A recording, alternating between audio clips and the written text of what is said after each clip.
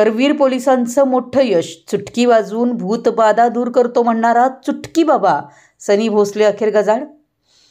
गुप्तधन मिळवून देतो, भूतबाधा काढतो, करणी दूर करतो, लग्न जमवून देतो, नोकरी लावून देतो, अशा खोट्या आश्वासनांना लोकांची आर्थिक लुबाडणूक करणारा भोंदू मांत्रिक चुटकी बाबा सनी भोसले अखेर पोलिसांच्या जाळ्यात अडकलाय।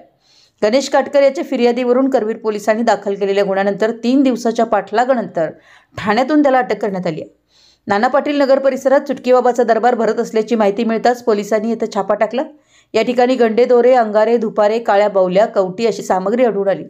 मात्र सनी भोसले मात्र पसार झाला होता। त्यानंतर पोलीस निरीक्षक किशोर शिंदे यांच्या मार्गदर्शनाखाली PSI विनायक पाटोळे, अंमलदार विजय तळसकर, रणजित पाटील, सुजय डावणे यांच्या पथकानं सातारा, वाई, पुणे, मुंबई असं 3 दिवसांचा पाठलाग करून आज अखेर ठाण्यातून सनी भोसलेला ताब्यात घेतलंय।